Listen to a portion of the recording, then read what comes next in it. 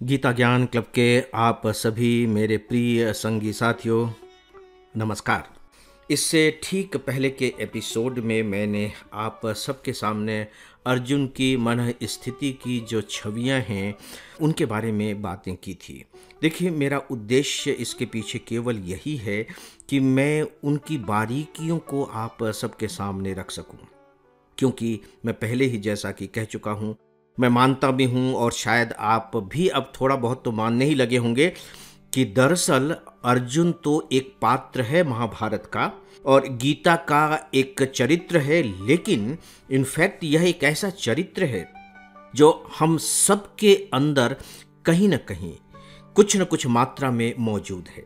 तो मुझे ऐसा लगता है कि यदि हम अर्जुन को बहुत अच्छे तरीके से समझ लेंगे, अर्जुन की समस्याओं को बहुत अच्छे तरीके से समझ लेंगे, तो शायद हम गीता को भी बहुत अच्छे से समझ पाएंगे। यहां मैं एक बात शुरुआत में आप सबसे कहना चाहूंगा। देखिए, अर्जुन की समस्या क्या थी? अर्जुन की समस्या यह थी कि मैं युद्ध नहीं करूंगा। मैं युद्ध क्यों नहीं करूंगा, इसके बारे में अर्जुन तर्क देता है, और क्या क्या तर्क देता है उन सब का ज्ञान आपको हो चुका है, आपको याद होगा। लेकिन अर्जुन अंत में कृष्ण से क्या कहता है? अर्जुन ये नहीं कहता कि मुझे बताइए कि मैं युद्ध करूं या न करूं। अर्जुन ऐसा बिल्कुल नहीं कहता। अर्जुन यह भी नहीं कहता कि मुझे यह बताइए कि धर्म क्या है या अधर्म क्या है, जबकि शुरू में अर्जुन कह चुका है कि यदि मैं इन्हें मार डालूंगा तो मुझे पाप लगेगा और इसकी वजह से मुझे नरक जाना पड़ेगा। लेकिन अंतिम अपनी प्रार्थना के रूप में अर्जुन ऐसा कुछ नहीं कहता कि हे कृष्ण, मुझे बताइए कि धर्म क्या है। हे कृष्ण, मुझे बताइए कि अधर्म क्या है। हे कृष्ण, मुझे बताइए कि मुझे युद्ध करना चाहिए या मुझे यह बताइए कि युद्ध नहीं करना चाहिए। अर्जुन ऐसा कुछ भी नहीं कहता है, जो बहुत ही महत्वपूर्ण पॉइंट है मुझे लगता है कि अर्जुन के अंतिम वक्तव्य का। अर्जुन कृष्ण से अनुरोध करता है कि मैं आपका शिष्य हूं, मैं आपकी शरण में हूं, मुझे शिक्षा दीजिए और मुझे बताइए कि मेरे लिए कल्याणकारी क्या है। मैं अंडरलाइन कर रहा हूं, मेरे लिए कल्याणकारी क्या है। शाधि माम त्वाम, शाधि माम त्वाम। जाने दीजिए धर्म और अधर्म की बात, जाने दीजिए युद्ध और अहिंसा की बात, मुझे तो केवल ये बताइए कि मेरे लिए कल्याणकारी क्या है। जैसे ही अर्जुन देखिए कह रहा है कि मेरे लिए कल्याणकारी क्या है, तो क्या वहां अर्जुन अपने को हटा करके हम सबकी बात नहीं कर रहा है? इसके माध्यम से अर्जुन कहीं ना कहीं यही कहता हुआ मुझे सुनाई देता है कि भगवान, मुझे बताइए कि हम सब के लिए कल्याणकारी क्या है। लेकिन चूंकि अर्जुन की एक तरह की समस्या थी और उस समस्या को केंद्र में रखते हुए फिर अर्जुन को समझाया है, और इस तरीके से समझाया है कि उनकी कही गई बातें हम सब के लिए कल्याणकारी हो गई हैं। धीरे धीरे हम उस बिंदु तक पहुंचेंगे, लेकिन फिलहाल मुझे ऐसा लगा कि क्या हम अर्जुन की इस समस्या के समानांतर रामचरितमानस में जो दशरथ हैं उनकी समस्या को रख कर देख सकते हैं, समझ सकते हैं। और यदि हम समझने की कोशिश करेंगे तो क्या हमारे लिए किसी भी मायने में यह लाभ का सौदा हो सकता है? मैंने इस पर विचार किया और विचार करने के बाद मुझे लगा कि नहीं, उन पर भी बात की जानी चाहिए।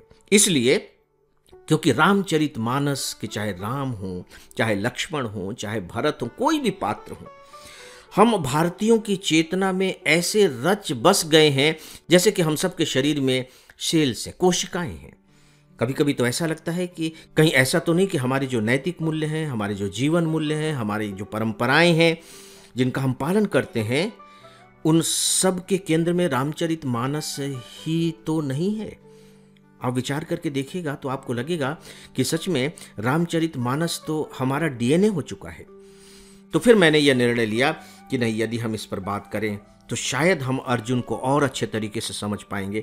शायद हम महाभारत के युग को और रामचरितमानस के युग को बहुत अच्छे तरीके से समझ पाएंगे। और सबसे बड़ी बात यह है कि शायद हम राम और कृष्ण को बहुत अच्छे तरीके से समझ पाएंगे और उनके माध्यम से हम समाज को भी बहुत अच्छे से समझ पाएंगे। उस समय क्या था, आज क्या है, उस समय के मूल्य क्या थे, आज के मूल्य क्या हैं।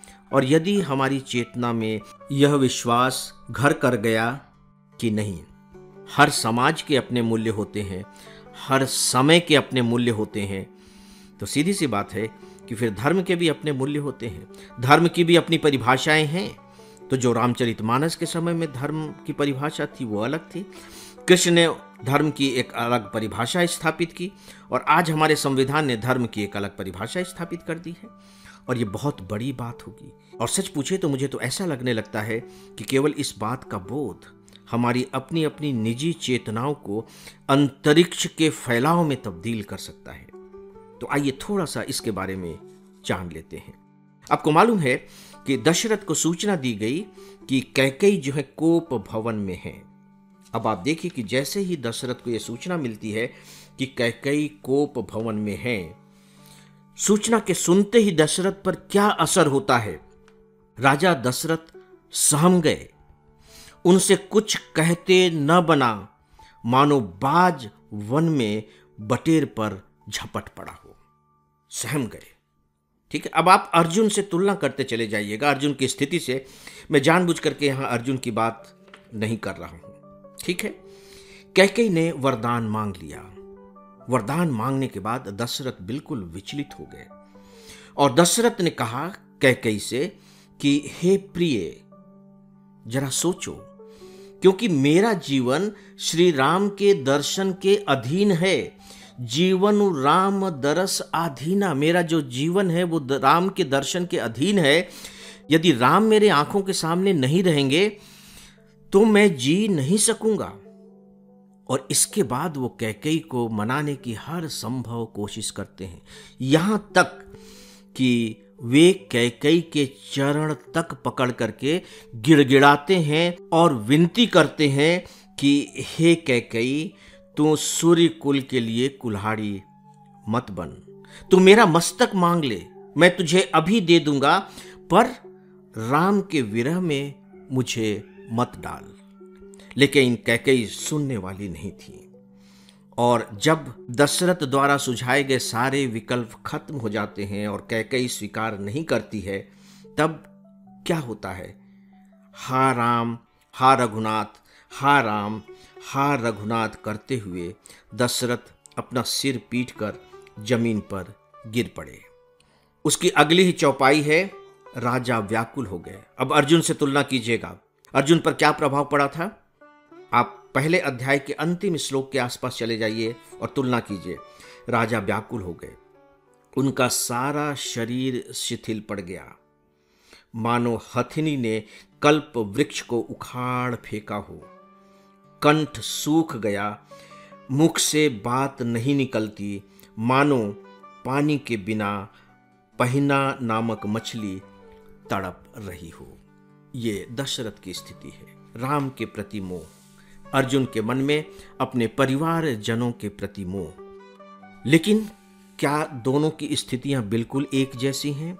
शारीरिक लक्षण एक जैसे हैं, लेकिन उपाय एक जैसे नहीं हैं। इसे समझने की जरूरत है और इसीलिए गीता हमारे लिए बहुत महत्वपूर्ण हो जाती है। दशरथ कैकेयी को परास्त करने के लिए, कैकेयी को समझाने के लिए तर्कों का सहारा नहीं लेते, वे अनुनय विनय करते हैं। वे कैकेयी को विकल्प सुझाते हैं कि अच्छा ठीक है, मैं राम को राजा नहीं बना रहा हूं, मैं भरत को राजा बना देता हूं।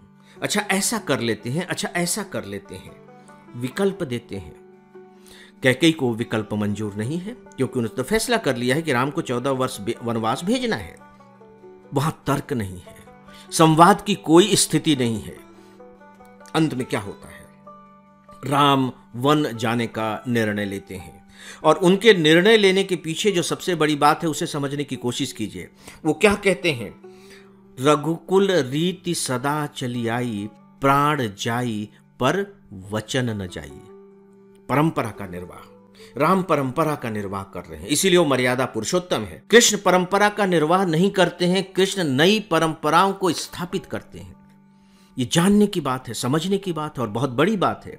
कृष्ण परंपराओं के गुलाम नहीं हैं, वो परंपराओं का पालन नहीं करते हैं, वो नई परंपराओं की स्थापना करते हैं।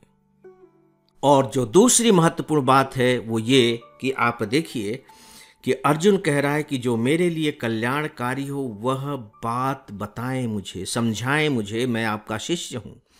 यानी कि अर्जुन संवाद की स्थिति पैदा करता है। और याद रखिए कि संवाद में ही समाधान निहित होते हैं। हमारे अपने जीवन में भी अगर कोई भी कितनी भी बड़ी समस्या क्यों ना आ जाए, अगर हम संवाद के रास्ते को बंद कर देंगे तो मान करके चलिए कि समाधान संभव नहीं है। यदि संवाद के दरवाजे खुले रहेंगे, आज नहीं तो कल, कल नहीं तो परसों, हो सकता है कि समाधान निकल आए। और यदि समाधान नहीं भी निकलेगा तो कोई बात नहीं, संवाद के दरवाजों के खुले रहने से अंदर की घुटन तो कहीं ना कहीं बाहर निकलती ही रहेगी, और यह भी कोई कम बड़ी बात तो नहीं होगी। तो गीता संवाद का महत्व बताती है और स्थापित करती है कि यदि संवाद है, दोनों के बीच संवाद है।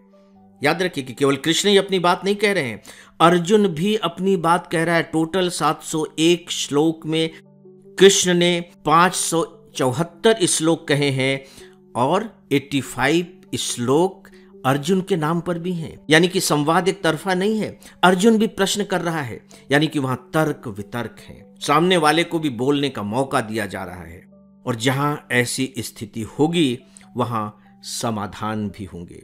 क्योंकि दशरथ के साथ ऐसी स्थिति नहीं थी तो वहां समाधान भी नहीं निकला, जो मांगा गया वो करना पड़ा। तो दोस्तों, यह है गीता और रामचरितमानस के युग के मूल्यों का फर्क। मेरी इन बातों पर आप सब थोड़ा समय निकाल करके विचार करें। मुझे लगता है कि आपको मजा आएगा और एक नई दृष्टि भी प्राप्त हो सकेगी। तो अब आप सबसे मैं अनुमति चाहूंगा। नमस्कार।